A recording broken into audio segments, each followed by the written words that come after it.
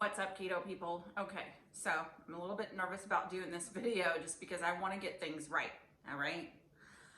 Okay, so here's the deal on tapioca fiber. Soluble tapioca fiber, I'm sure you've seen that everywhere in ingredients, all of that sort of stuff.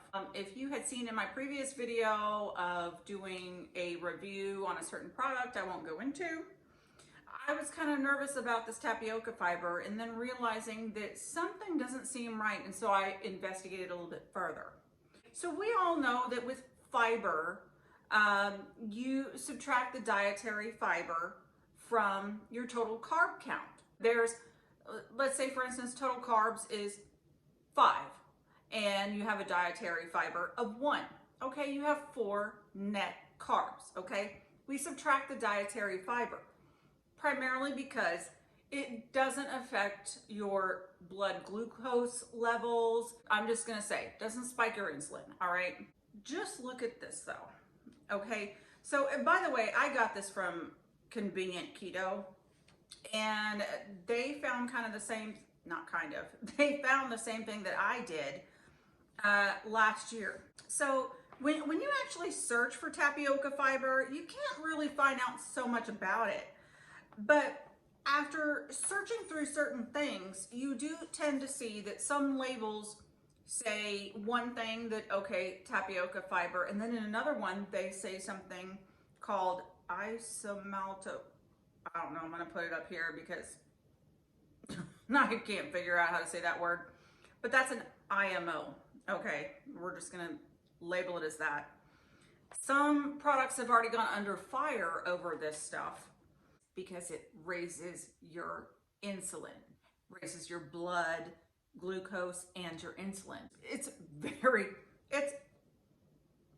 okay. So the FDA didn't provide any sort of definitions on what dietary fiber really should be in food guidelines or whatever until May of 2016. Okay, so the FDA pretty much said to these manufacturers with these new guidelines, look, you need to submit what you believe to be dietary fibers, and we're gonna look and see, are they really considered dietary fibers to where you can subtract them from your net carbs? Not that they were really going for that, but I mean, come on here. After June of 2018, when the FDA finally released all of the guidelines for their dietary fibers, guess what wasn't on the list? Tapioca fiber and those IMOs. They had also figured out that IMO was essentially tapioca fiber. What this essentially is, though, is telling us that these particular IMOs or tapioca fiber, it raises your blood glucose levels, your insulin, all of that, the stuff that we try to avoid on keto. This stuff is actually similar to glucose or dextrose. I mean, table sugar is like 65, and what this thing is measuring is in upwards of 100 or so on the glycemic index. That's bad. So this poor guy decided to do a test. He pretty much had found out that it was almost the same thing as taking a shot glass of sugar water. All right, just note there. So the FDA gave big manufacturers until January of this year, 2020, to say, look, you need to reformulate your stuff or whatever, because we're not going to put this as a dietary fiber anymore. But smaller companies, they have until January of 2021.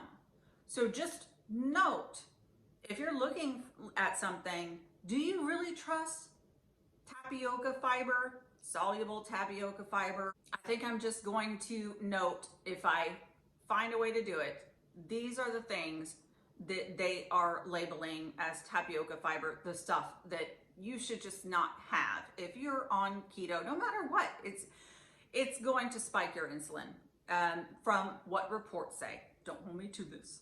I would just say, note that if you do see tapioca fiber or something like this in the lower ingredients, it's not going to be too terrible, okay? Because you know, if you see a whole bunch of stuff and then you see on the label it like one of the last few ingredients, tapioca fiber, I wouldn't be too worried about it if you're dirty keto. But if you see it in one of the first few ingredients, beware.